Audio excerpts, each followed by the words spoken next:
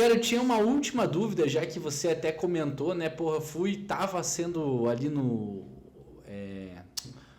atleta no nível amador, pensando se eu ia virar profissional, logo quando você estava entrando na faculdade. Cara, isso é uma coisa que me chama muito a atenção, a nossa diferença do Brasil, principalmente para os Estados Unidos, como é um incentivo ao esporte, né? Bolsa de estudo, as equipes, os clubes, os estádios. Cara, aqui é futebol e praticamente isso.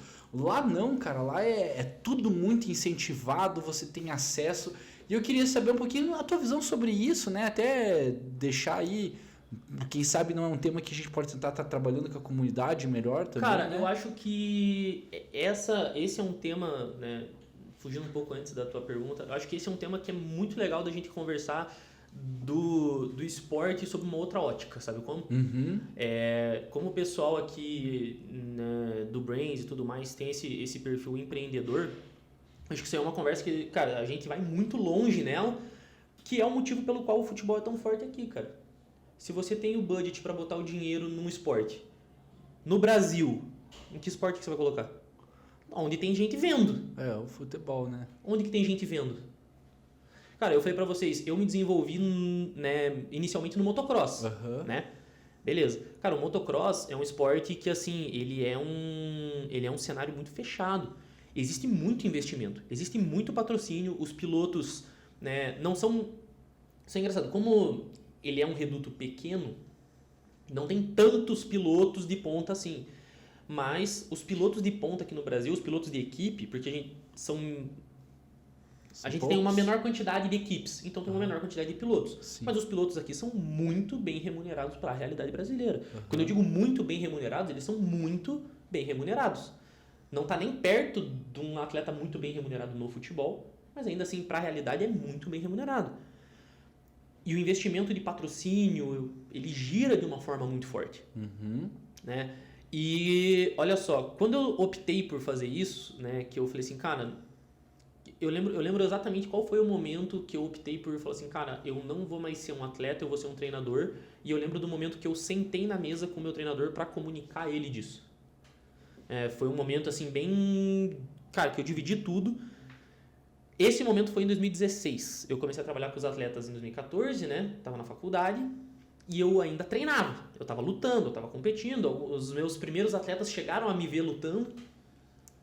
E nesse momento foi quando eu fui para a primeira etapa. Olha só como é legal, foi a última etapa, 2016, foi a primeira etapa do Campeonato Brasileiro, em Limeira, São Paulo, na pista lá. E esse domingo agora, depois de lá foi a última vez que teve corrida em Limeira. Esse domingo agora vai ter corrida em Limeira de novo. Depois de muitos anos... E eu fui pra corrida em 2016. Foi a primeira corrida de campeonato brasileiro que eu fui efetivamente. E... Você foi como piloto? Não, eu fui como treinador. Porque antes eu já tinha ido em outras corridas, mas menores. Essa foi a primeira etapa de campeonato brasileiro. E quando eu cheguei lá, eu fiquei muito impactado com o tamanho da estrutura. Porque é uma estrutura... Cara, eu digo pra galera, quem nunca foi, vá. Não vai se arrepender. Se for lá, me procura, eu faço questão de... Se eu estiver na etapa, cara, me chama no Instagram, pergunta pra mim, fala assim, cara, você vai estar nessa etapa? Assim, eu vou. Que eu faço questão de te pegar, como eu conheço bastante gente, cara, levar você dentro das carretas das equipes pra você. Cara, animal. Equipe Honda, quando eu falei equipe Honda, a gente viajava em equipe Honda, a gente viajava com a carreta e mais 2 vans. Cara, a carreta, dentro da carreta... A carreta é um enorme de um motorhome. Uma oficina inteira. Tem os slides na frente. Você entra na carreta, tem os slides que abrem ali a cozinha, sala de reunião, tem 2 banheiros, cara, os banheiros são equipados com ducha a gás, cara, a gente tinha cama... É o mesmo estilo do Stock Car, né? A gente tinha estrutura para... Eram 13 camas lá dentro, se eu não me engano, mais a oficina, mais a área de carregar moto. Tem carreta que tem elevador hidráulico dentro, que você coloca as motos numa parte, ela sobe o hidráulico, você coloca as outras motos embaixo de novo. Cara, uma estrutura animal, assim, vale muito a pena. Mas isso aqui acontece porque é um mercado muito fechado. Então, por exemplo, o Gustavo, quando ele me conheceu, ele falou para os primos dele, seus primos são de onde? Lá de Carpina, interior de Pernambuco. Imagina, Pernambuco. Eu tô aqui em Curitiba. Quando ele falou, o Moiano, os caras me conhecem. Me conhecem por quê? Porque eu trabalhei na Honda. Só que se pergunta pra qualquer outra pessoa que não acompanha o motocross, dificilmente vai saber. Uhum. Então ele é um cenário muito fechado. Então para as marcas que são do motocross, é muito legal você investir no motocross. Porque você vê. Por exemplo, eu tenho atletas que são apoiados. tipo, compra moto, é né, muito cara? cirúrgico, é só quem Muito gosta. cirúrgico. Mas e como é que, cara, é isso que eu falo, como é que a gente... Vamos tentar ampliar isso, porque eu acho da hora, entendeu? Eu acho Não, esporte uma incrível. parada muito Mas massa. aí a gente vai cair num problema social muito pancado. Vamos lá, vamos pensar assim, em grandes mídias, né?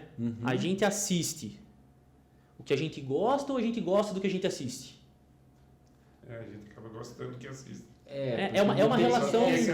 Exato, não tem muita opção, né? É uma Muita relação- gente assistindo NBA, assistindo NFL, porque tá começando tá ficando mais fácil a gente conseguir Exato, ver. e isso está acontecendo muito, mais uma vez, por causa da internet, né? Porque agora a internet ela é um veículo muito barato de informação. Então você consegue ver o que você quer, cara. Verdade. Entendeu? Então, assim, é por isso. Pô, meu pai, cara, quando eu falei pra ele lá atrás que eu ia começar a trabalhar com piloto, e ele falou assim, eu falei pra ele, não, vou trabalhar com piloto, isso que vai virar. Você tá maluco? Meu pai achou que eu tava louco. Ele falou, o que o cara vai fazer? Pensa no meu pai tem 74 anos.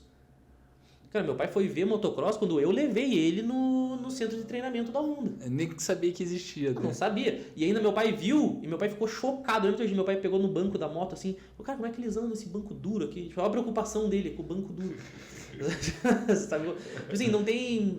Por quê? Porque não é um esporte que aparece. Sim. E aí, agora pensando nesse cenário do esporte, do investimento, do patrocínio, eu vou voltar lá pra tua pergunta, né? Pô, quando eu fiz essa escolha que eu fui pra Limeira, que eu vi as motos alinhando no gate, que tava com um piloto meu competindo, que daí sobe a placa de 15, sobe a placa de 5. Quando sobe a placa de 5, o gate pode cair a qualquer momento.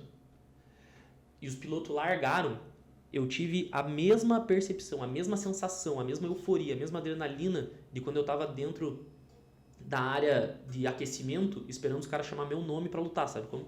Que o cara chama teu nome, toca a tua música, você entra. A mesma sensação. Cara, chegou a dar um suador, um acelero, assim. Ali eu decidi, eu falei assim, não, eu vou ser treinador.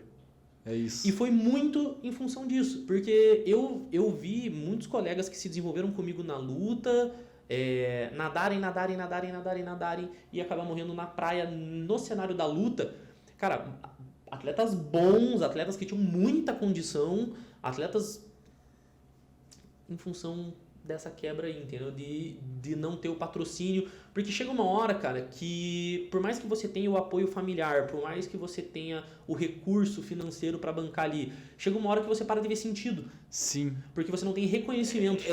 Exato.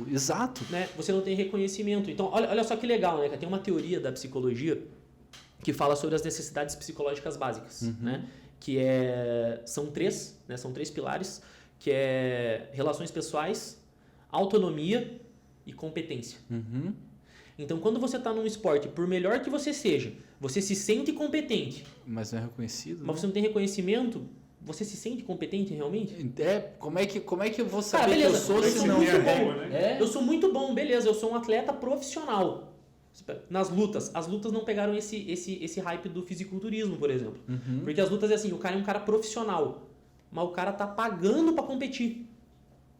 Sim. É que nem o nosso fisiculturismo. O fisiculturismo no Brasil hoje, ele é rentável, tá? Mas o fisiculturismo tem uma característica diferente, né? Isso é até legal você trazer, porque é uma curiosidade que eu também queria colocar, que, cara, eu não sabia desse mundo e parece que Curitiba é um lugar que forma ótimos fisiculturistas para competição mundial. A gente assim, tem tal. estruturas de treinamento muito boas, tem atletas muito bons, mas o fisiculturismo ele conseguiu pegar uma fatia do mercado que estava meio carente, assim, sabe? Porque o fisiculturismo é assim, o cara vai competir nos campeonatos grandes e internacionais, ele tem todo um respaldo por trás. Porém, aqui o cara ganha um campeonato de fisiculturismo, o cara ganha um pote de whey.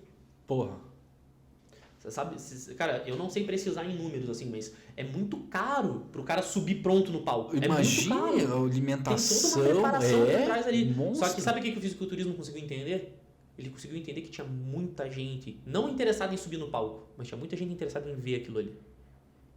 Tinha muita gente interessada em falar assim, pô, cara, como é que o cara treina? O que o cara come?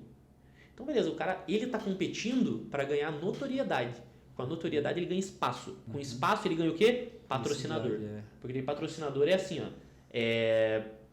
Ele paga para ele aparecer. Aqui não tem nenhum fisiculturista.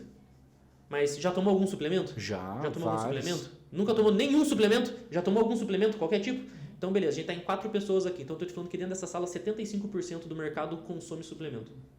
Aí começa a ficar interessante, né? É. Pensando assim. Começa a ficar interessante você investir nisso.